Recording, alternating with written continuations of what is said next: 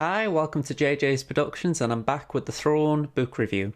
So again, we're in chapters 9 and 10 now. I'll admit, this was a little bit slow, and I'm not being negative when I say that.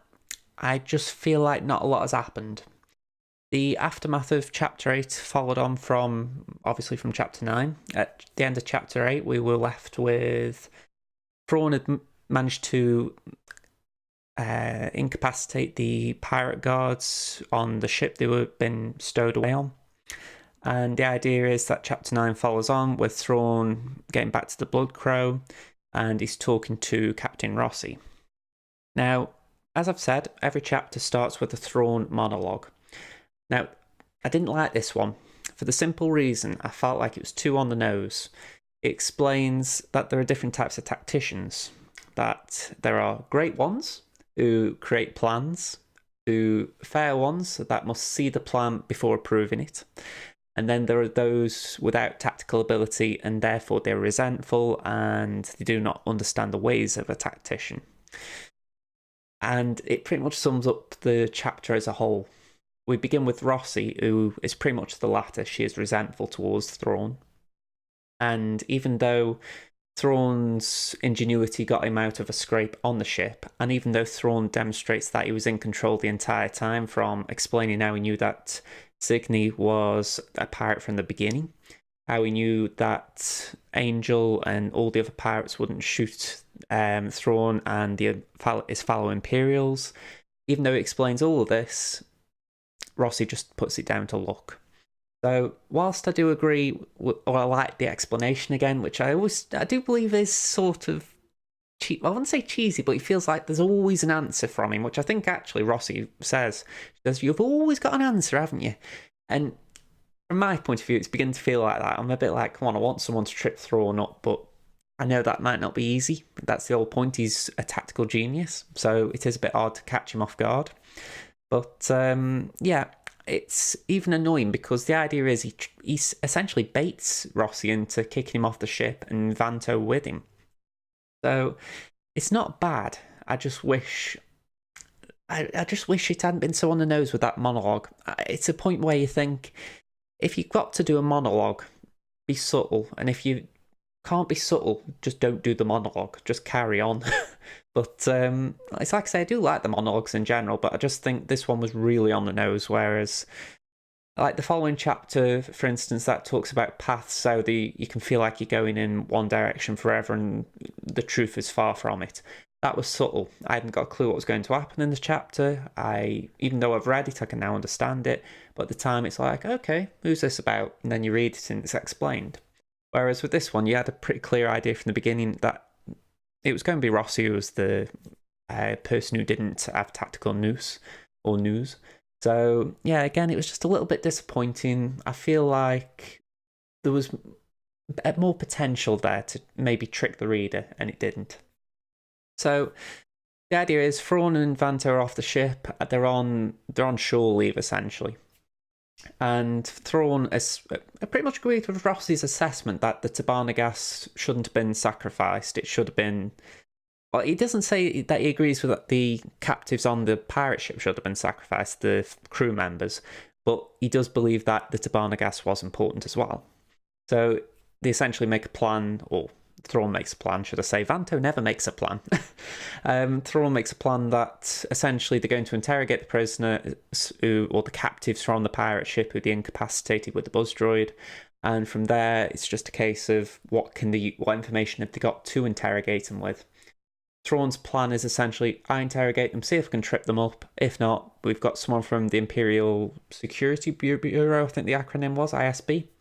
And essentially, if Thrawn fails, they'll do it. Although Thrawn also recognises he'd probably get a court-martial if he didn't get information. So he's taking a risk, but he believes it's an educated risk. So I like that in the sense that Thrawn is brave. He doesn't just throw Vanto into the wolves. He does actually take the risk himself, which he does a lot of the time. But still, I do admire it because Thrawn is meant to be the villain, if you like, of the... He is, I think it even says on the book. Yeah, here we go. The origin story of one of the greatest Star Wars villains. Right there. There we go.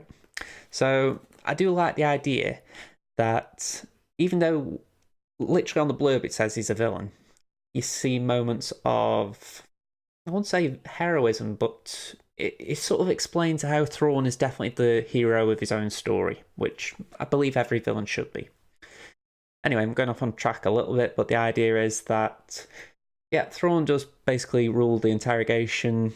You know, I would explain it, but the idea is that he makes a deal with the prison pirates. He offers to send them off to another planet or give them a ship to get off planet in exchange for information. He gives them a moment to talk, and unknown to them, he understands not only what they're saying in Cybisti, but also that they're going to trick him. So from that information in Cybisti, the language that Thrawn speaks, the pirates basically give up the base that the Tabana's on, that the pirates are also on. So even though it's left open at the end of the chapter what goes on, it certainly sounds like there's enough information for Thrawn to plan an attack of sorts. And I'm saying Thrawn because even though he's still a senior lieutenant at this point, I think, he's very much the one who makes the plans in this story. So I'd be surprised if it was Admiral Wiscovis, who is also a player in this chapter. He's basically the commander of the base where Thrawn is doing the interrogation, and he's the one who gives the permission for it.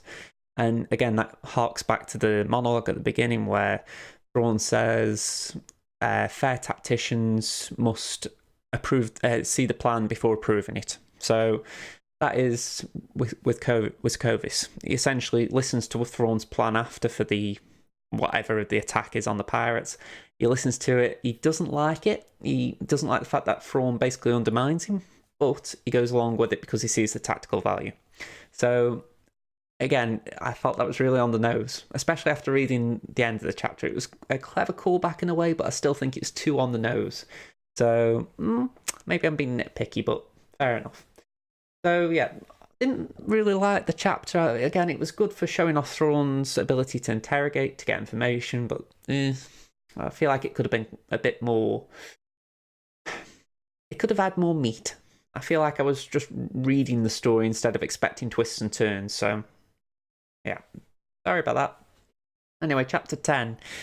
That one basically is the story of Arinda Price. It's told from her perspective. There isn't internal monologue. Well, there is an internal monologue at the beginning from Thrawn, which, as I said, was describing twists and turns in a path before you. But the story is told from Price's perspective, which was interesting because there is going to be a meeting with Thrawn. I'm going to spoil that, but I was expecting it to switch back to Thrawn's point of view, or at least have internal monologue moments where he examines how she's breathing or what her complexion is. But no, it was entirely from Price's point of view, which I did like, because even though it's from a third-person point of view narration and it's omniscient in the sense that it feels like at times the narrator is dropping into characters left, right, and centre and explaining how they feel, it still feels like Thrawn's story when you're reading Thrawn's chapters. So it was interesting having someone observing Thrawn whilst there is also an omniscient narrator talking.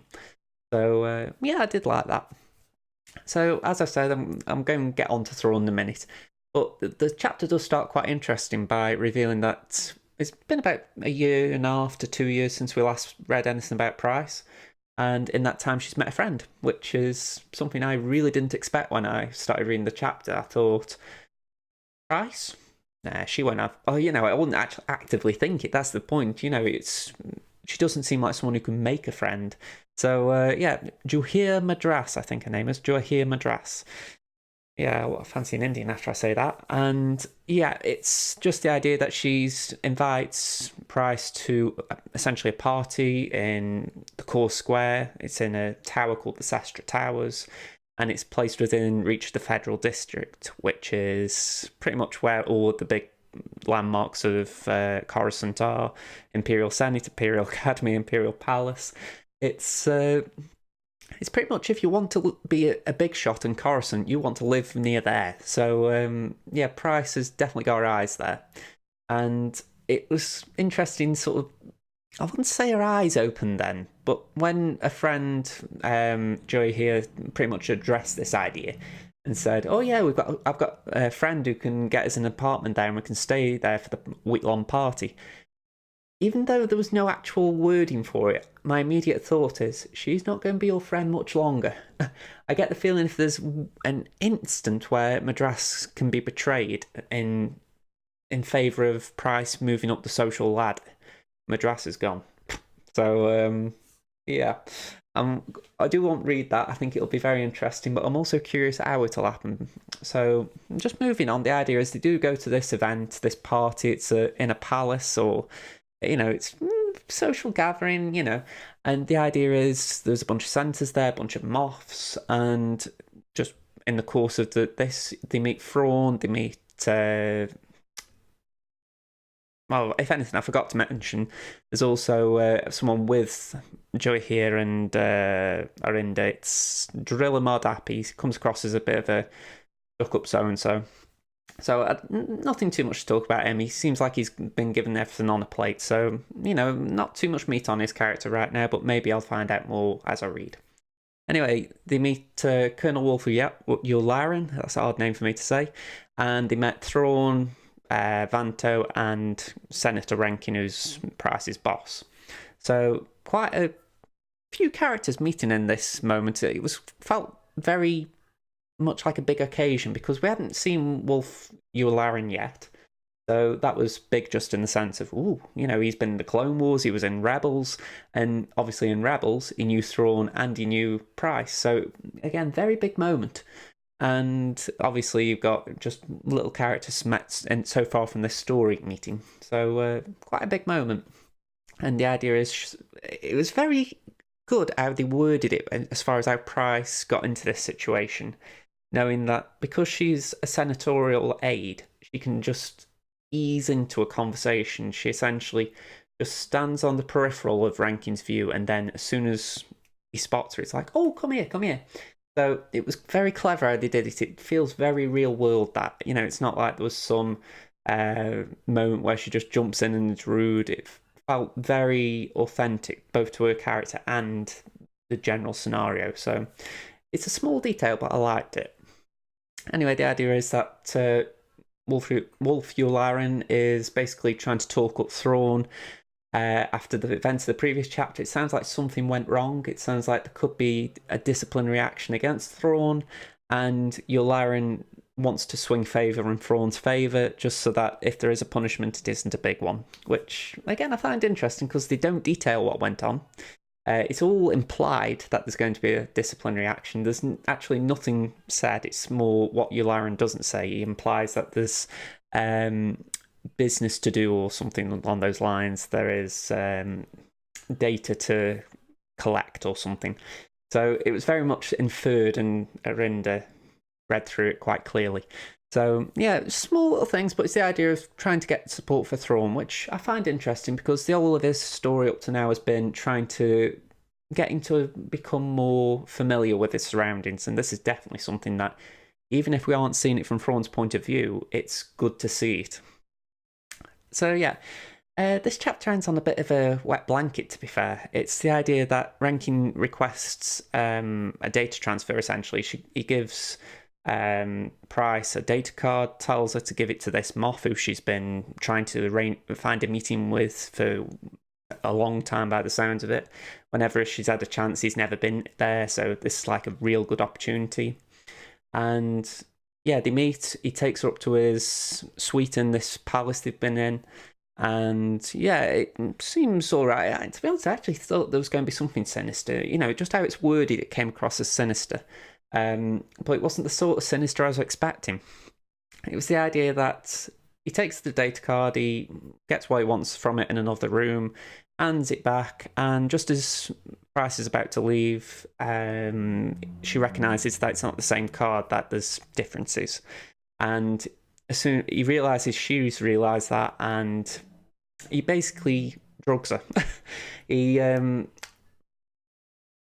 spikes her with spice, and it's essentially drugging her up to the point that she'll be in prison for the rest of her life, according to him. So I'm uncertain how I feel about this, because we know that doesn't happen. It was a very strong line to end a chapter on, knowing that Price won't end up in prison for too long, which might be there a chapter or two, I don't know. But I think it was very dramatic. It's like, oh, will this person ever get out? And it's like, no. So, yeah, I was tempted to read on, but I thought, I just couldn't be bothered reading that because I thought, okay, you've left that in a weird place. So I'm hoping chapters 11 and maybe 12, 13, if I can read them next time. I'm hoping they pick up the pace because, yes, these were interesting little insights, but I don't feel like the story advanced. Like in chapter 6, 7, and 8, it felt like you got the graduation, you got Arinda basically just assimilating in Coruscant, you got the Captain Rossi taking over the Blood Crow, you've got Thrawn's first big challenge with the pirates. So many little momentous occasions that you just want to milestones. That's the word. You've got so many little milestones that they were jumping through. Whereas these two chapters, they felt more like stepping stones to a milestone for both characters, Thrawn and Price. And I'm sort of hoping that in the next chapter, there's a big milestone to make up for that. I'm not exactly sure what it could be, but maybe for Price, she gets one step closer to being what we know her as a governor of Lothal. And hopefully Thrawn is just getting a little bit of a promotion from lieutenant. But I wouldn't even mind a step back for either of them. If it was a case that they had to drag them further back in their essential career progression to where we know they get, I would actually like it if it meant that their characters changed a little bit. Not necessarily because I think the characters are bad now, but it'd be interesting to see them essentially have to go backwards to go forwards. So, yeah, I'm not exactly sure what I'm hoping for, but the general gist is improvement. So, yeah, not been too impressed in these two, so cross my fingers it's better next time. So, if you've enjoyed this, please leave it a like. I have said it before, I call these reviews, but it's more thoughts. I wouldn't call it analysis either. It's more just my read along and what I thought. So, yeah, if you've seen this, you've thought, oh, this isn't a review, fair enough, you can call me on it. But I didn't know how else to phrase it. It sounds a bit boring saying, oh, yeah, this is my read along. So, yeah, if you've got issues with that, leave a comment and tell me what you'd call this, because honestly, I'm just a bit stuck for what would be a good title for it otherwise. But yeah, if you haven't already, subscribe to the channel. I try and do Star Wars stuff every Thursday, and I'm going to be playing Battlefront once in a while on Sundays at the moment, so maybe tune in then. Other than that, thank you very much for watching. I hope to see you in another video. This has been Josh from JJ's Productions. Bye for now, everyone.